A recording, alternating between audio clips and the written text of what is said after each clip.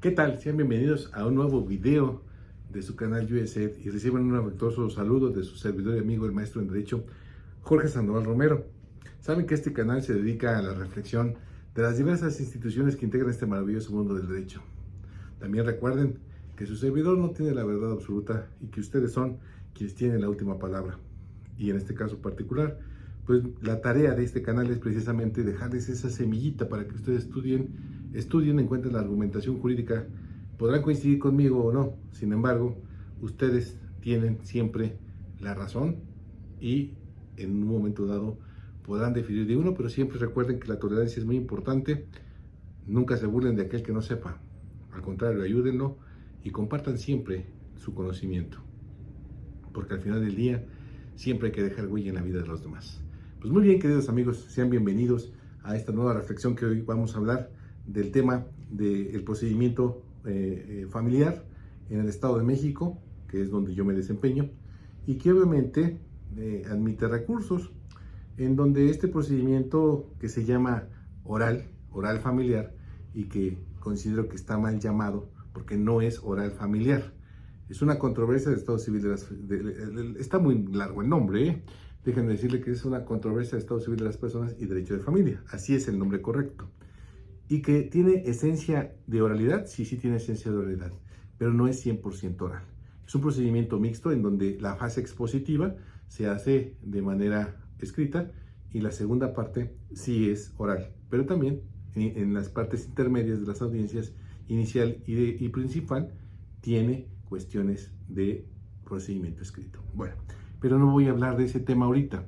Voy a hablarles de el procedimiento especial del divorcio sin expresión de causa. En este caso particular, ¿sí?, este procedimiento tiene sus propias reglas por ser un procedimiento especial y obviamente también tiene sus visos de oralidad. Ahora bien, ¿por qué quiero hablar de este tema que a lo mejor ya muchos lo manejan, ya todos lo saben, pero también tiene sus detallitos que tenemos que analizar?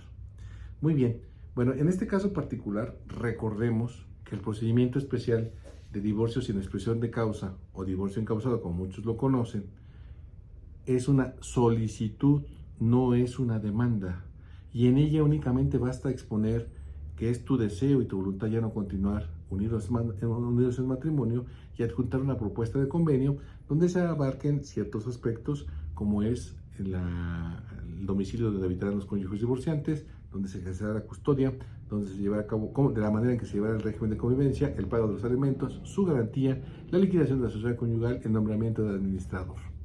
Todo esto es una propuesta.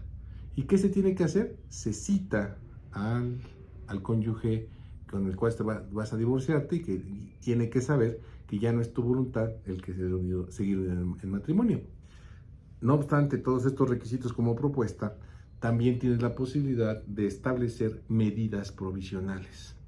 Medidas provisionales como el que se te dé la custodia de tus hijos, como el pago de una pensión alimenticia, como el hecho de que se te dé un régimen de convivencia. Y obviamente el juez, sabemos que los alimentos tienen que actualizarse como una pensión provisional porque son de primera necesidad y urgente cumplimiento, y los jueces tenemos que actuar con debida diligencia y protegiendo el interés superior de la infancia, porque los niños no pueden esperarse hasta que se cumplan con los trámites procesales o las formalidades procesales, porque los niños comen todos los días y eso lo sabemos todos. Y en este caso particular, ¿qué tiene que hacer el juez? Y en este caso concreto, perdónenme ustedes por la redundancia, quiero establecer o centrarme en el caso de la pensión alimenticia, no porque los otros temas no sean importantes. Saben perfectamente que la fijación de la pensión alimenticia es una facultad discrecional que tiene el órgano jurisdiccional para atender y allanar las necesidades más apremiantes de un ser humano, que en este caso pues es un infante, y sabemos todo lo que implica la institución de los alimentos, como es precisamente los alimentos propiamente dicho, la educación, el vestido, el calzado, la ropa, el esparcimiento, la atención médica hospitalaria. Todo esto engloba los alimentos y sabemos que los niños gastan todos los días. Si tú quieres que se te fije una pensión alimenticia, pues basta con que exhibas el acta de nacimiento. Pero si tú quieres que se te fije una pensión alimenticia basta y suficiente, no basta con que digas que es hijo. Vas a tener que establecer en este caso particular, pues la necesidad de que se ponga una pensión pues bastante holgada de acuerdo al nivel de vida que tenía este niño, en base también a la capacidad económica del deudor alimentario. Y por lo tanto, en este caso particular, el juez podrá fijarla. Pero vamos a poner un ejemplo ficticio y burdo si ustedes quieren. Vamos a suponer que nada más se exhibe el acta de nacimiento y me dicen que es un niño de 2 años, por ejemplo. Y yo como juez le fijo una pensión provisional equivalente al 50% del total de las percepciones ordinarias y extraordinarias de la fuente de trabajo del señor. Habrá quien me diga, oye, pues es bastante buena esa pensión, y habrá quien me diga que no alcanza ni para nada, ¿no? Bueno, pero vamos a suponer que independientemente si alcanza o no alcanza, pues el porcentaje es muy alto, es el 50% del total de las percepciones ordinarias y extraordinarias. Ahora, no hay parámetros para establecer una pensión alimenticia, ¿eh? Es decir, recuerden que no se utilizan fórmulas matemáticas, ni tecnicismos procesales, ni jurídicos para establecer esa pensión. Queda a libre albedrío del juez, obviamente en el entendido que es con base al principio de proporcionalidad. Obviamente, en este caso particular, pues ese 50%, hasta yo como juez considero que es excesivo. No obstante, para efectos didácticos, tomaremos este ejemplo del 50%. Bueno, ya está fijada la pensión alimenticia del 50%. Y en este caso particular, también ordenamos que la citación del cónyuge divorciante pues se haga en su lugar de donde vive o su fuente de trabajo, pero principalmente donde vive. Cuando se lleva la notificación, cuando se lleva la citación, porque se deben observar todas las formalidades de una notificación de emplazamiento, ¿sí? Se entera esta persona qué es lo que tiene que hacer al leer el auto admisorio, porque no solamente va a leer la solicitud, sino también va a leer lo que está decretando el juez como medida provisional. Como medida provisional está fijando el 50% de sus percepciones ordinarias en su fuente de trabajo, y obviamente pues no va a estar de acuerdo con esa circunstancia, pero eso no basta con que digas que no estás de acuerdo. Jurídicamente, ¿qué tienes que hacer? ¿O cómo tienes que inconformarte de acuerdo a la ley? Tienes que interponer el recurso de revocación en contra de ese auto, que se tiene que interponer al día siguiente de haber sido notificado. Me van a decir muchos de ustedes, oye, pero esto es, ¿cómo se dice? Pues es muy pronto, y además la gente no lo sabe. Pero recuerden que la ignorancia de la ley no exime de su cumplimiento, y en este caso particular, pues sí, tienes 24 horas para interponer el recurso de revocación. Ese es el recurso ordinario que procede contra una medida provisional de esta naturaleza, ¿eh? Bueno, contra todas las medidas provisionales procede el recurso de revocación, pero en este caso, repito, vamos a centrarnos en esta pensión alimenticia provisional burda, si ustedes quieren, que estoy fijando que sí es el 50%. Bueno, si no pudiste revocarla porque fuiste a ver al abogado otro día, o ya se les fue el plazo para poder interponer el recurso de revocación, te tengo malas noticias.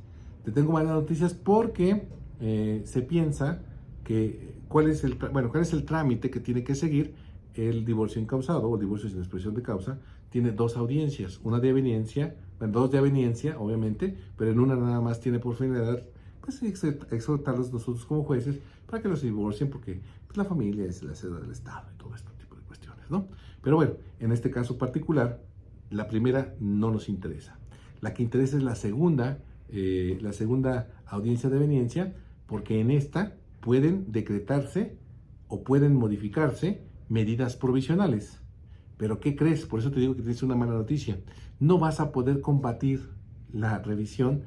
Bueno, puedes pedir la revisión de las medidas provisionales, pero si el juez te confirma esa circunstancia del 50%, no vas a poder combatirla.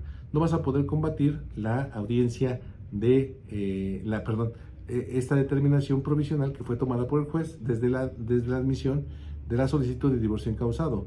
No la vas a poder combatir, aunque muchos me digan, oye, pero es una medida provisional y puede ser combatida por el recurso de revocación porque así lo establece el artículo 5.75 del Código Procesal Civil. La respuesta es sí, definitivamente que sí.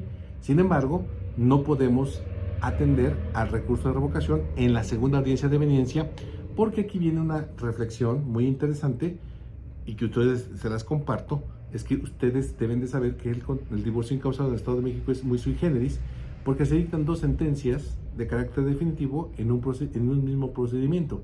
Y quítense de la idea, porque muchos por ahí tienen la idea, que la sentencia de divorcio es una sentencia interlocutoria. No, señores, no es una sentencia interlocutoria. ¿Por qué? ¿Por qué no es una sentencia interlocutoria? Porque no admite recurso alguno y es causa ejecutoria por el Ministerio de Ley. Al no admitir recurso alguno, causa ejecutoria por el Ministerio de Ley. Ahora bien, ¿esto qué tiene que ver con nuestra revisión de medidas provisionales? Al ser parte integrante de esta segunda audiencia de eveniencia, la revisión de las medidas y el dictado de la sentencia, ¿qué significa? Que tenemos una causa, una única causa. No podemos dividir la continencia de la causa. No puede ser separado. Entonces, no puede interponerse, y hay jurisprudencia de la Corte en este sentido, que en esta segunda audiencia de eveniencia no puede interponerse el recurso de revocación porque es irrecurrible, forma parte de esa sentencia que es irrecurrible. Pero entonces va a decir, entonces ya me amolé. No te amolaste. Porque como es una medida provisional, al no ponerse de acuerdo y no estás de acuerdo con esa prisión alimenticia, al dictarse la sentencia, se te va a aperturar una siguiente etapa procesal que se llama de pretensiones, hechos y pruebas, y vas a hacerlas valer 5 días después, contados a partir del dictado de la sentencia, y dentro de ese mismo procedimiento se va a señalar una audiencia inicial en donde se rige y se observa lo que establece el artículo 5.50 del Código Procesal de la Materia, y en su fracción quinta de este artículo se hace la revisión de las medidas provisionales. Hasta ese momento vas a poder interponer nuevamente el recurso, el recurso de revocación, ¿sí? Entonces, en este caso particular, en esta etapa, sí tienes la posibilidad quizás de ofrecer pruebas documentales en las cuales el juez pueda llegar a modificar esa pensión alimenticia, porque ya tienes más elementos con los cuales puedas demostrar tu capacidad económica y que quizás es una pensión abusiva. Y si el juez no te hace caso y te dice y te confirma esa pensión, pues vas a interponer el recurso de revocación y la consecuencia, ¿no? Entonces, en este caso particular, recuerden, esta pequeña cápsula que hago es nada más para establecer, en el caso de los alimentos o cualquier otra medida provisional, que no puedes interponer el recurso de revocación en la segunda audiencia de evidencia. O lo pones o lo interpones contra cualquier medida provisional en el auto admisorio, contra el auto admisorio, perdón, una vez quede citado, o bien en la audiencia inicial, una vez dictada la sentencia de divorcio. Pues bien, esta cápsula fue muy breve para no aburrirlos mucho, y entonces nada más lo dejo en la palestra para que ustedes analicen y lleguen a su propia conclusión. No sin antes invitarlos a que, dicen por ahí, nos den un like, lo compartan y obviamente me hagan favor de difundirlo para que lleguemos a más personas. Y de verdad los sigo invitando para que acudan al podcast Reflexiones de un Jurista, donde también hacemos reflexiones de diferentes instituciones de derecho, pero no me ven, ahí nada más me escuchan. Y entonces les agradezco mucho su atención y también quedo a su disposición en la caja de preguntas, que cuando puedo les contesto. Créanme que hago todo lo posible por hacerlo, pero aquí estamos nuevamente. Muchísimas gracias y hasta luego.